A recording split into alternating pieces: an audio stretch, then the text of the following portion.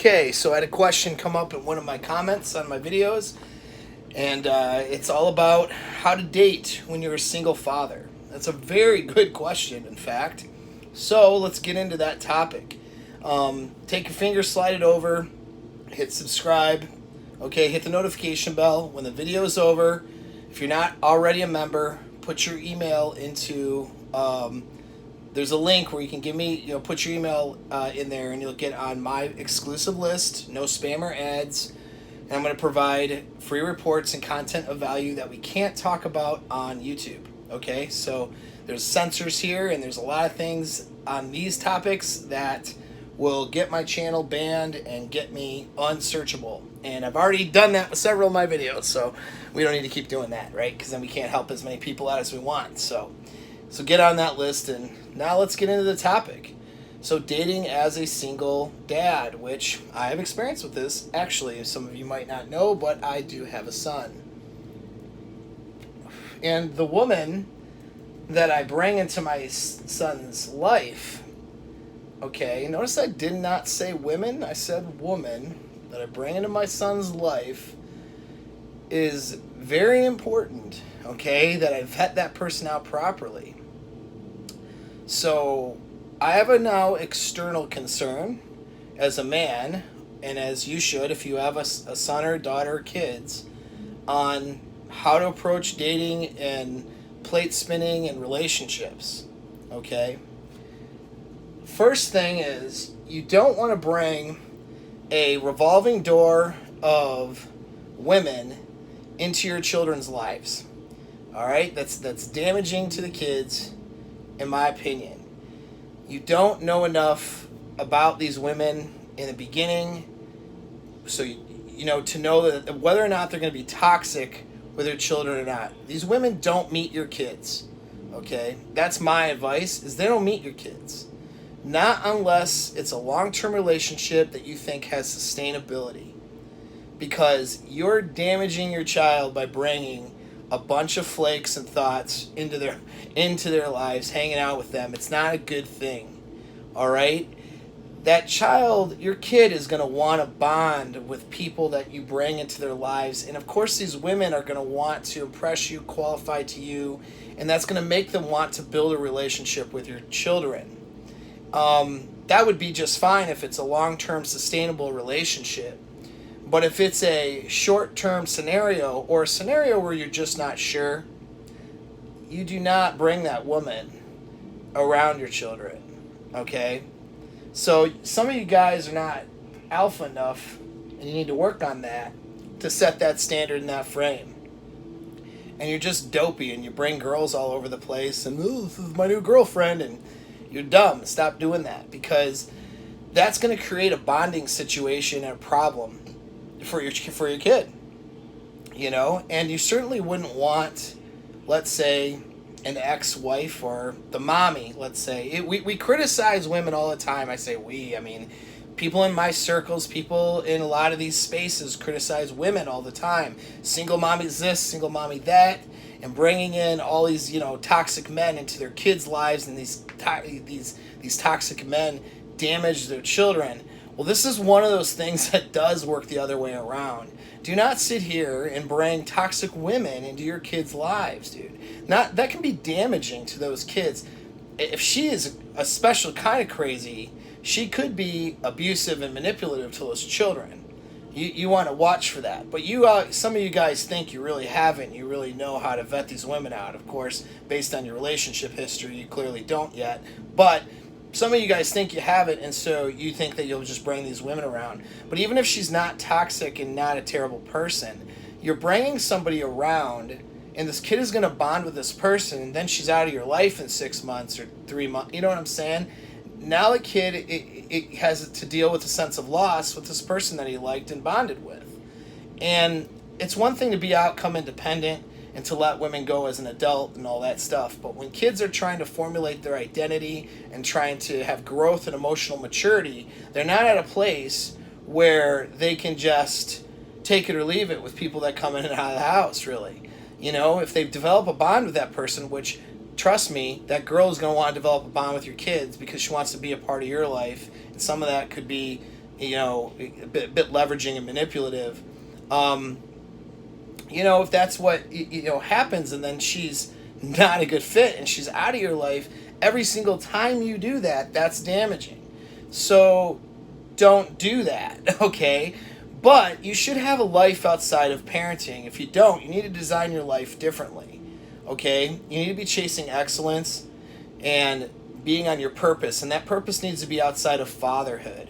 A lot of people women and men make the mistake of making their kids and their family their whole world. Your kids are going to follow your example more than they're going to listen to anything you say or respond to anything you do for them. So you need to make the time for them, obviously, to care for them, to love them, to provide experiences for them, to spend quality time with them that you can't replace, as they grow, and to mentor them. All of those good things you need to do, of course, right? But, you still need to set the example by chasing excellence and being the best man that you can be. And you need the time freed up to do that. Benefit there is if you have a good relationship with the ex-wife, or at least an amicable one where you share custody, then those times where you don't have your child, you should be focused on those things, right? And so you should, when you go on dates, when you go and spin plates, you need to get babysitters. You need to get, have a nanny situation. You need to, if you can't afford those things, then you better afford it. You better, don't give me an excuse. You're the one who decided to have a kid with somebody that was a bad idea. So now it's your responsibility to raise that kid. And so if you can't handle that responsibility, don't come to me with that problem. All right? That's your problem, and you need to fix that problem. And that means that you need to set it up so you can go on dates and spin plates and have fun with women where you're not bringing that kid and that woman and intersecting the two. Okay? So that might mean that you're spending a lot of money on hotels, all right, while someone's watching your kid. That might mean that, if your child does not live with you full time, this is much easier. So then you're doing it in the off times. But the point is, you don't let those intersect until they're vetted, all right? Which now leads into the dating portion. Don't date for a parent. Don't look for parent material. All right? Just hang out and have fun with women. Spin plates, and because you need, as a man, you need to, and as men and women, you need to be able to solve their reproductive problems. Okay? That's a problem to solve. All right? And so you need to be able to, that doesn't mean you always have to have women around, obviously, but you need to have solutions to the problem, okay? And that means that you need to be dating and having good experiences with women. And if you're chasing a woman for a relationship and trying to vet her for long-term, you're trying to, set her up for long-term parenting stuff, that's never going to go well, okay? She will not see you as that her best sexual option, because she should be trying to earn you and earn her place in your life and earn her place with your child. That should be something she's trying to earn from you. And she earns it through demonstrating functional, good behavior, good values, good head on her shoulders, those sorts of things. You know what I mean? Self-control, being able to delay gratification, all that stuff, right? Things that are important. Not bringing drama and toxicity into your life. She earns that place through the emotional and sexual connection you build with her and through vetting her.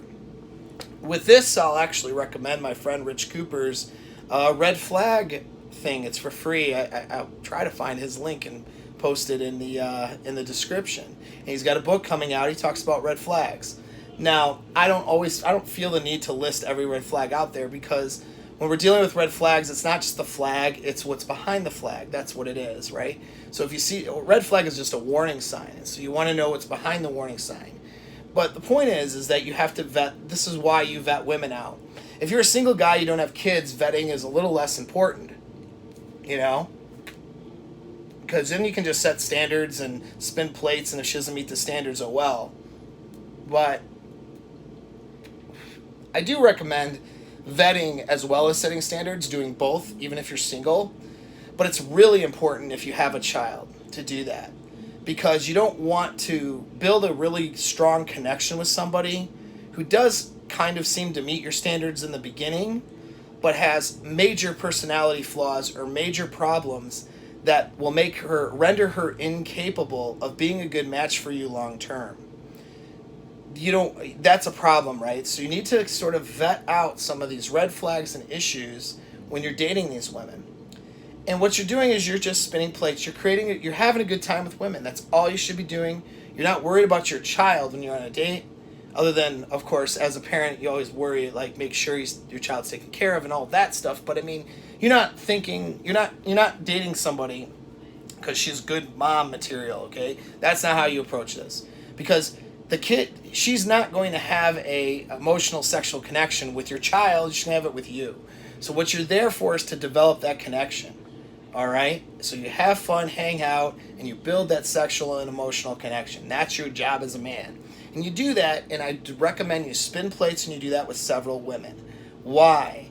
Because if you don't do it with several women, what's going to happen is you're going to one-itis, or you're going to get tunnel vision on one woman who may have a series of flaws that you're going to refuse to look at or see or address, and then you're going to bring this woman into your child's life, and then the relationship will grow toxic, and then sometime later you're going to break up, and this woman may have been toxic for your child, toxic for you.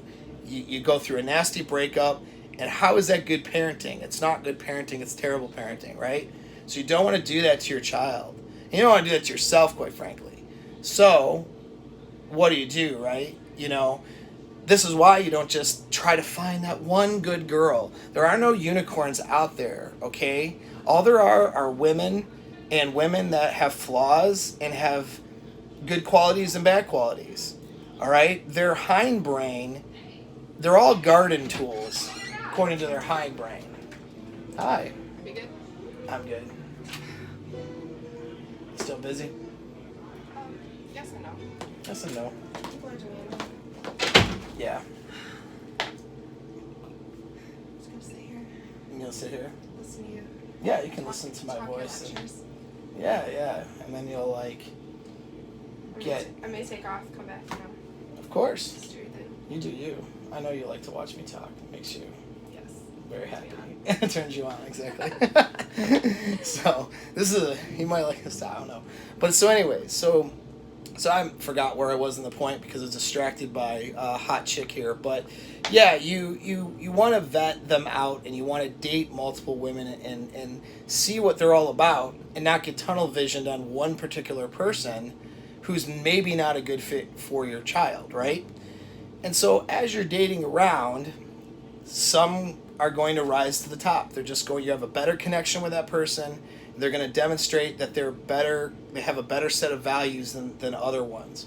And those ones are the ones that you may end up picking to pursue something long-term with.